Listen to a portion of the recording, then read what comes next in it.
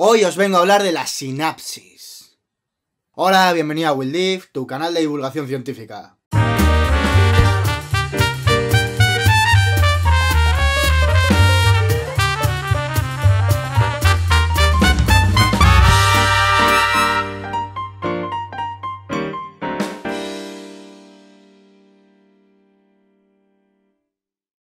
Como dije en el vídeo anterior, la sinapsis es el mecanismo de comunicación que tienen las células del sistema nervioso. Es, metafóricamente, el lenguaje que utilizan las neuronas para comunicarse entre ellas. Aunque la sinapsis puede ser realizada entre varias neuronas, para que se entienda bien, vamos a poner el ejemplo de dos neuronas entre las cuales se realiza una sinapsis. La neurona encargada de enviar el mensaje se denomina neurona presináptica, mientras que la neurona encargada de recibir el mensaje de la neurona presináptica recibe el nombre de neurona postsináptica. Entre ambas neuronas existe un espacio que es, por así decirlo, el medio por el que se envía el mensaje, que recibe el nombre de hendidura sináptica. Y puede medir entre 20 o 30 nanómetros, pero bueno, esto puede ser muy variable, igual que todo lo que pasa en el sistema nervioso en general. 20 o 30 nanómetros, es que estamos hablando de cosas muy pequeñas, pero muy pequeñas. Existen dos tipos de sinapsis, la sinapsis eléctrica y la sinapsis química. La sinapsis eléctrica puede ser considerada como un tipo de sinapsis más primitivo que se produce por unas uniones que existen entre la célula presináptica y la postsináptica,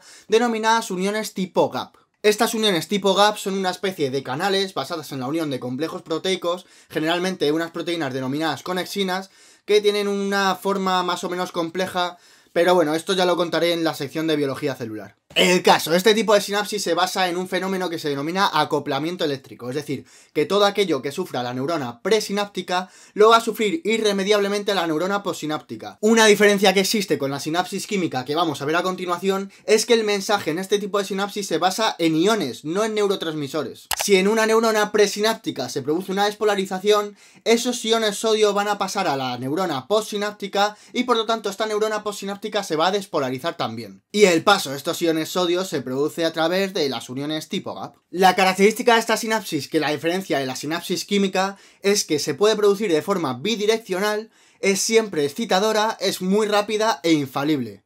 Este tipo de sinapsis se dice que es la más primitiva, puesto que en la aparición del sistema nervioso con los nidarios, que ya nombré en el primer vídeo de esta sección, el tipo de sinapsis que existe en la red neuronal de los nidarios es eléctrica. La sinapsis eléctrica se da en invertebrados, vertebrados inferiores, pero también se ha visto que se da en el cerebro de algunos mamíferos. Bien, ahora pasamos a la sinapsis química. Este tipo de sinapsis es un poco más complejo. Todo tiene lugar a partir de un estímulo por el cual se activa una neurona, por ejemplo, un estímulo sensorial. Esta neurona se activa, y se activa de una manera diferente en función del tipo de neurona que sea, pero bueno, esto ya lo veremos más adelante.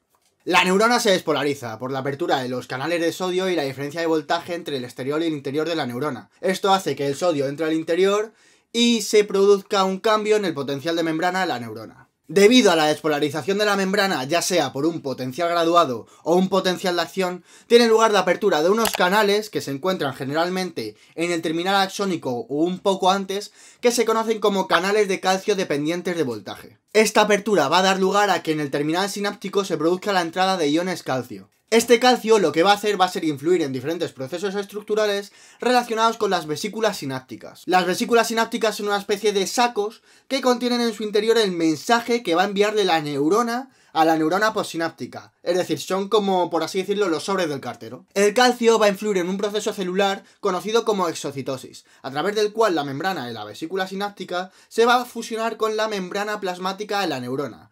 Y a partir de esto tiene lugar la liberación de los neurotransmisores, que son el verdadero mensaje de la neurona. Estos neurotransmisores se liberan a la hendidura sináptica. Una vez que estos neurotransmisores son liberados a la hendidura sináptica, pueden provocar en la neurona postsináptica una respuesta u otra en función del tipo de neurotransmisor que sea. Si es un neurotransmisor inhibidor, lo que va a provocar es que esa neurona se hiperpolarice de manera general, y si es un neurotransmisor excitador, lo que va a provocar es la despolarización de esa neurona postsináptica.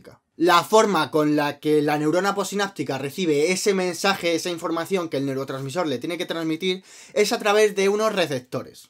El tema de cómo se forman los receptores y en qué se basan estas proteínas transmembrana lo veremos en la sección de biología celular también. Cuando el neurotransmisor se une al receptor, lo que va a provocar es la apertura de un canal a través del cual entran de manera específica un tipo de iones u otros. Por ejemplo, en el caso de que el neurotransmisor sea excitador, va a provocar la entrada de iones sodio, y en el caso de que el neurotransmisor sea inhibidor, va a provocar la entrada de iones cloro. De forma general, no suelen existir dos tipos de neurotransmisores para un mismo receptor, es decir, que los receptores son bastante específicos para un tipo de neurotransmisor u otro.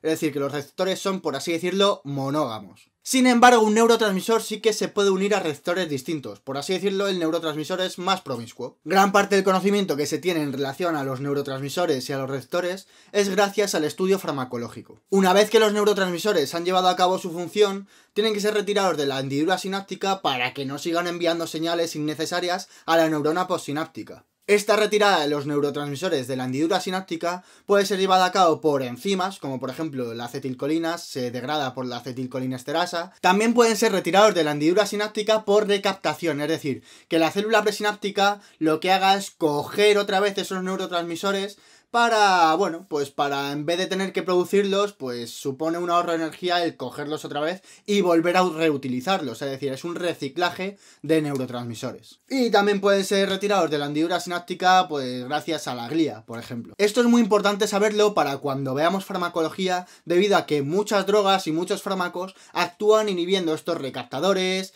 enzimas de degradación, haciendo que estos neurotransmisores se queden en la hendidura sináptica y desencadenando respuestas fuera de lo normal. La diferencia entre la sinapsis eléctrica y la sinapsis química es bastante clara, es decir, la sinapsis química es bastante más compleja que la sinapsis eléctrica, y a lo largo de la evolución se puede observar que predomina la sinapsis química. Este tipo de sinapsis, a diferencia de la eléctrica, es unidireccional, es decir, que se produce en una sola dirección desde presináptica a postsináptica. Puede ser excitadora o inhibidora, mientras que la sinapsis eléctrica era únicamente excitadora, y además la sinapsis química es menos rápida que la sinapsis eléctrica. Bueno, pues ya hemos llegado al final de este vídeo, pero esto no va a quedar así. La semana que viene más o menos subiré un resumen bastante corto, pero bastante efectivo para entender bien la sinapsis y cerrar este capítulo por completo, para empezar a hablar un poco de neurotransmisores, receptores y hablar de drogas.